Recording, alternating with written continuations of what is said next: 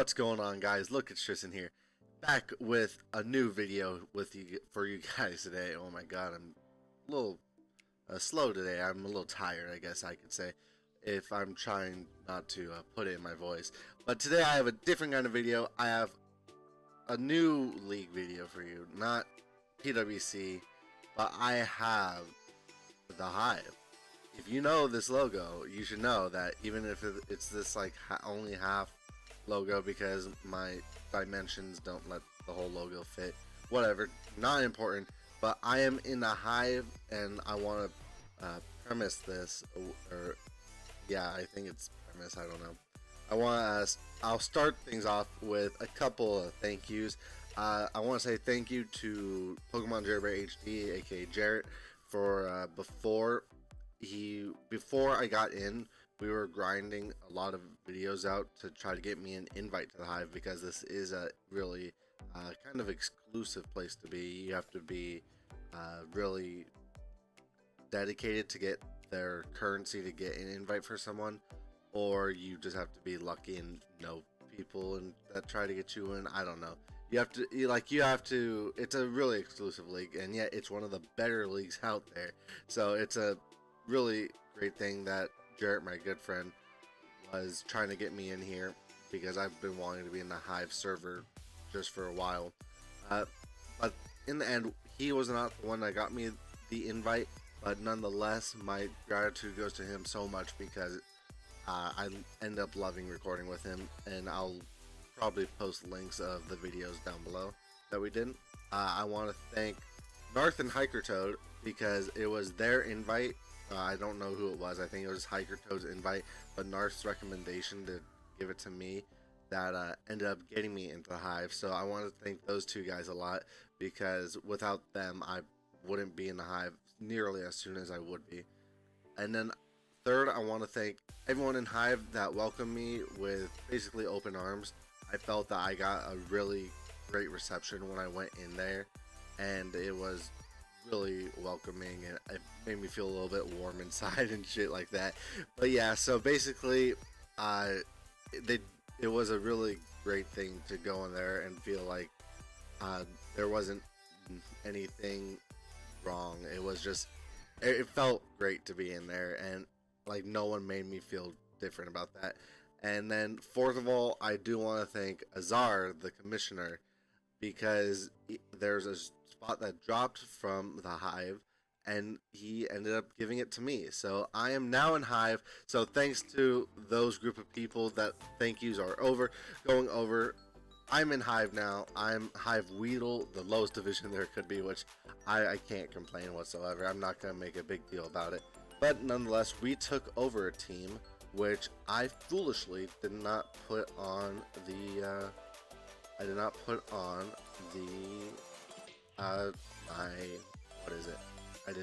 my screen.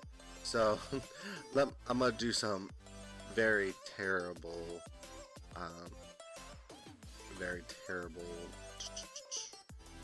editing real fast. So here we go. That's not the editing. I want to take this and move it over. Yeah, so editing is not my strong suit, especially on-screen editing. But so here we go. I inherited a team. Hopefully the guy that dropped is going to be okay through everything. I don't know what the situation was, but I know he dropped. Hopefully everything's great for his future. But he gave me this team of Tapu Koko, Manaphy, Mamoswine, Mega Aerodactyl, Metagross, Chestnut, Lonely Marowak, Drapion, Mesprit, Gudra, and Oricorio, with Tapu Koko, Manaphy, and Drapion being the 3 Z mons I could use, because it's a point system on how they did it, and these were the 3 mons that he ended up putting on it, and I really don't disagree with it. If in this situation, maybe I would have put it on Mesprit. I don't completely know. I don't think it matters between Drapion and Mesprit. I think they're both good options. But nonetheless, that's the team that I am working with today, and now I have to do some more sloppy editing right now, because I'm going to do my week 4 battle for you guys. So basically, we have here, I'm facing against Hail. I'm going to make this a little shorter, make that a little bigger, and the Perth Persians. And so he has Jirachi, Azumarill, Mandibuzz, Kyurem, Heracross, Mega Venusaur, Entei, Komala, Azelf, Electabuzz, and Aerodactyl. So basically, I made a team that I think is going to beat his, and it basically comes down to playing. So nonetheless, I'll just start it off. I'm not gonna waste any more time than I already have, especially with these sloppy edits. But you know, basically what we have here is I thought one of the better mons to bring against him would be a Spec Tapu Koko, because outside of Mega Venu, he doesn't have anything to take these attacks. And I thought it would be amazing, especially for the team he kind of has, with having some bulk in Jirachi and Mandibuzz and Mega Venu. I thought that it was a really good bring to bring something like this. Dazzling Gleam, Volt Switch, Thunderbolt were the three main I need to have, and Nature's Madness was just a filler move because I didn't really feel I needed to throw anything else on it, because it's not like I could have thrown Toxic on it for Jirachi or Mega Venusaur, because just like those aren't viable kind of things that I could put Toxic on. So I thought Nature's Madness was just the best overall move to do. This spread is kind of simple, but it was to speed tie with an Aerodactyl in case he was not Scarfed. So that's basically that. Nothing else really to this mon. Going over to my Marowak, and I want to do premise saying this is my team for week 4 and 5, because I did change it, because I did have to do my week 4 and 5 within 1 week. So basically, yeah, I did what I have to do, and I use this team for week 4 and 5, and now I have a new team for week 6 and on, and so I'll have a different picture to do. Maybe I'll do like a reasoning, I don't know yet. So basically, going on to Whack-A-Mole, back to the main thing that matters. Thick Club, Rocket, Flare Blitz, Shadow Bone, Knockoff, Stealth Rock. Basically, this just breaks holes in his team. Like, not even Mandibuzz and Mega Venu could handle this mon, which makes it a huge threat overall. So that's basically it. This is actually pretty good switch into Jirachi unless he has Shadow Ball. So really, this was just something that was really nice. This was also a good switch into Heracross if he ended up locking himself into like a Mega Horn or close combat, which I thought was really nice to have. Next we have Chestnut, because this is just overall, I was scared of Azumarill, but this set I realized wasn't necessarily the best. I put Seed Bomb instead of Woodhammer, which really I just didn't think about at the time, because I knew this was primarily for Azumarill and nothing really else, so I don't know why I just didn't do Woodhammer to get the extra damage. Toxic Synthesis, Drain Punch, like overall this set just doesn't make sense to me now, but it's like I felt like knowing this was just for Azumarill, like I don't understand my own set. I mean, I still did this anyway to try to give me the best chance to win. This set is to outspeed if an Azumarill is trying to outspeed me a good amount. This was, I believe, also for a very slow Mandibuzz, and so I don't know. Just overall, this Chestnut just makes me feel a little uneasy, but nonetheless, gonna move on here. And now we're gonna go into my Edgelord Burb, my Mega Aerodactyl with Aerial Ace, Stone Edge, Earthquake, and Roost. These 3 coverage moves is basically all I needed for the majority of his team, because nothing really takes them as well as they could. And Roost is for just to keep my recovery up. And then we have just Adamant with enough speed to outspeed a regular Aerodactyl, and 20 for 20 of defense, just to throw it in there somewhere. And yeah, this was basically just, I know I could have done Jolly with more bulk, but I feel that this was more important to get the actual chip damage off, especially against stuff like Mega Venu when it came to Aerial Aces, Stone Edges, when it came to like Azumarill, if I was going to stay in, if he couldn't kill me with Aqua Jet. stuff like that, and then Earthquake, even with Jirachi, Adamant made a huge difference. Going on to Squeakers, my Drapion, AV, Knockoff, Poison Jab, Pursue, Aerial Ace. This Mon could take on most variants of a Venusaur, except that it actually can't hurt it that much, even with Aerial Ace. So I realized it at the end and be like, I don't have too much. I really focused on my Aerodactyl and Marowak being the two main options to make sure that I could cover it offensively, I guess. But my defensive switch-ins were yet to be were more desired than what I actually had. So basically, I'm going to have to work around Mega Vino if it comes in as a little bit more offensive. But nonetheless, Knockoff for general coverage, general purposes, Poison Jab for Azumarill and Stab. Then we have Pursuit for stuff like Azelf if he wants to leave, if he wants to switch out. And then Aerial Ace for Mega Venu and Heracross primarily.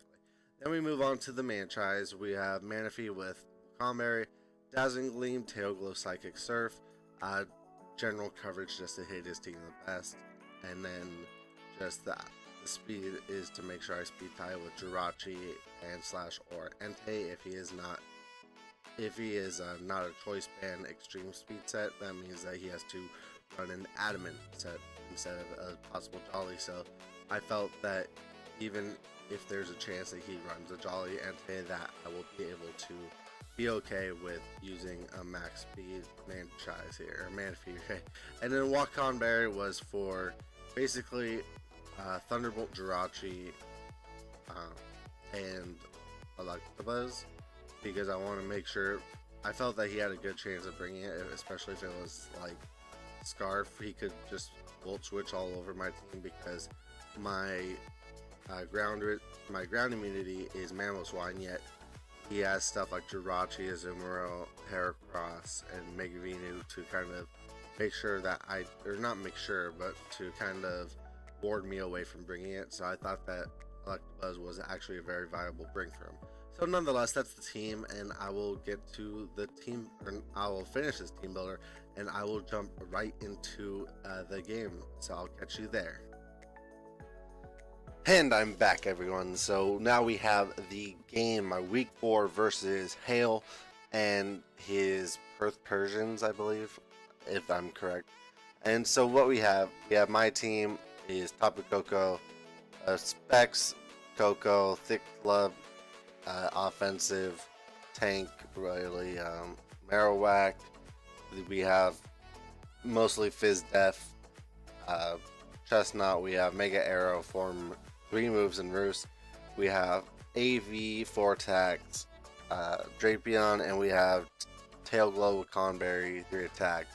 Manaphy here versus his team. He brought Azumarill, Aerodactyl, Azelf, Mega Venusaur. We have the Heracross, and we have Jirachi. And what I see here is he has a really kind of offensive team, and I know what I'm seeing here. Koko is going to be a huge threat against him as long as he doesn't have Scarfers. So I have to see what we have to do here. Look at the team. I thought he would maybe lead a Zelf or Jirachi maybe, but what we see here, so I'm going to lead with my Drapion, and we see that he goes for Venu, and I felt I didn't have really much of a play except for Aerial Ace to check damage, and I do nothing. I find out this is max physically offensive, so I go into my Aerodactyl, which he makes a really very good prediction and gets me with a Giga Drain. And so I just go out into I just Mega Evolve, and I Aerial Ace on his switch out to the Jirachi, which I was debating whether or not to go for something like Earthquake, but I felt like it was just better if I find out what I can. And now fearing that he is either Shucka, or he could even be Colbert, or what else, or blah blah blah, or just Scarf. I decide that my best play is to go into Marowak because I don't think that he's going to go for a Shadow Ball. He goes for a Flash Cannon. He gets the Spadef drop, but he doesn't stay in, so it doesn't matter. As I'm going to hit off a Shadow Bone, and I get off a huge chunk on this Mega Venu, and I get the Death Drop, which in turn doesn't even matter in the end because I was just going to stay in and click Flare Blitz anyway because it was not going to live Venusaur was not going to live a Flare Blitz, and I was not going to. I was going to let him Earthquake me if that was going to be his play. So I go ahead and go with that, except I Shadow Bone here. So now this allows him to bring in his Azelf, which is going to outspeed me obviously, and just lets him go for a Shadow Ball and reveal he's Life Orb. So I know that I could live anything, and I can go out into my Drapion, and not predicting that he's going to switch out. I think that he wanted to make sure he could try to kill. I'd go for the knockoff. Besides, without the Mega Venu, I could go for knockoff on anything, and I think it would be a plus for me. So I go for knockoff. The Azelf is gone now, and now he goes into the Heracross, and I realize if this is most likely Scarf, so there's no reason why he would bring it in. I don't really have a play here. I can't switch anything out because Mega Arrow is something I probably want to keep for the future.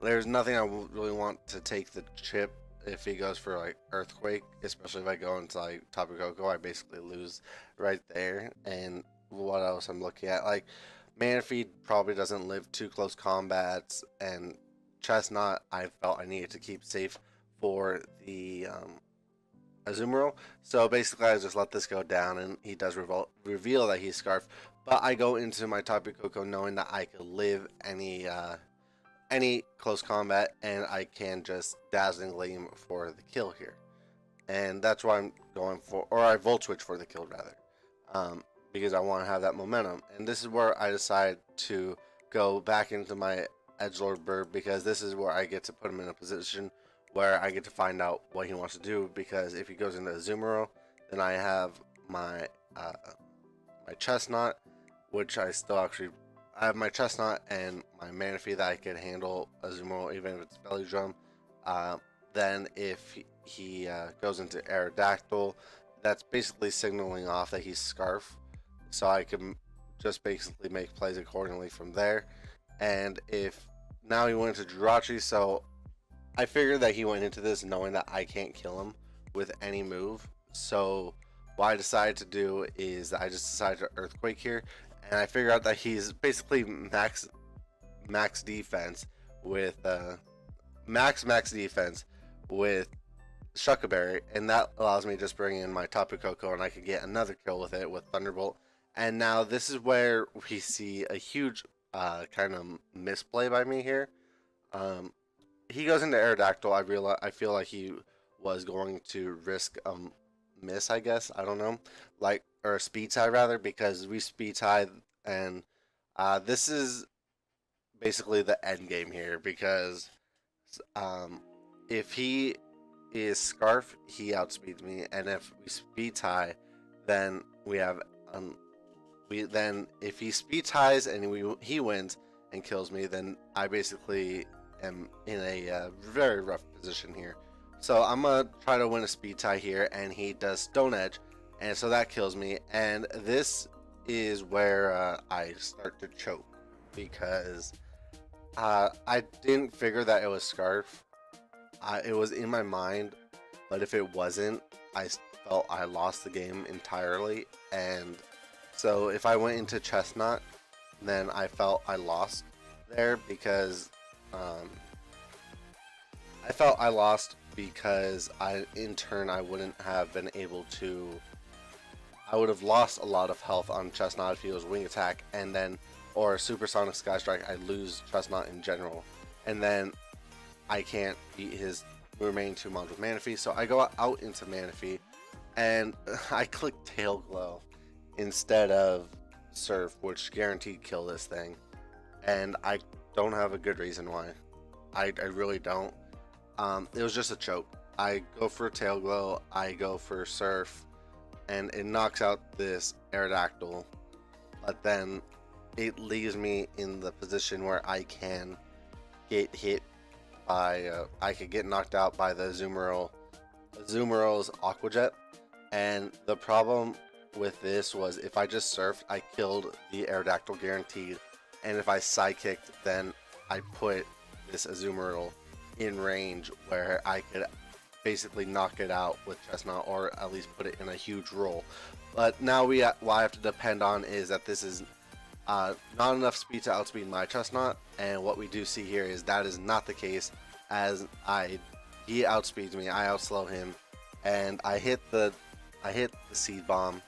And even if I was Woodhammer, it would have killed. So that's another choke on my part. So bad prep right there, and bad plays at the end. He was max speed adamant though, so he wanted to make sure that he could possibly outspeed a Gudra. So basically, choke on not having Woodhammer, choke on the speed tiers, choke on the Manaphy play, and basically now I have to hope on a play rough miss because he basically hit a lot of stone edges in a row. He's hitting all these moves that can miss, and so that's basically what I have to hope for, but that is not what happens here. So basically I get what I deserve in choking. I get the loss. It's a 1-0 loss. Good game to Hail though. I'm not going to make excuses here. He played the game that he knew that he had to, and I played how I felt I needed to. But in the end, I end up choking and realized that I was that I ended up playing terribly in the end game, which I know that I need to fix, especially when I'm playing with players in the Hive as such as good, with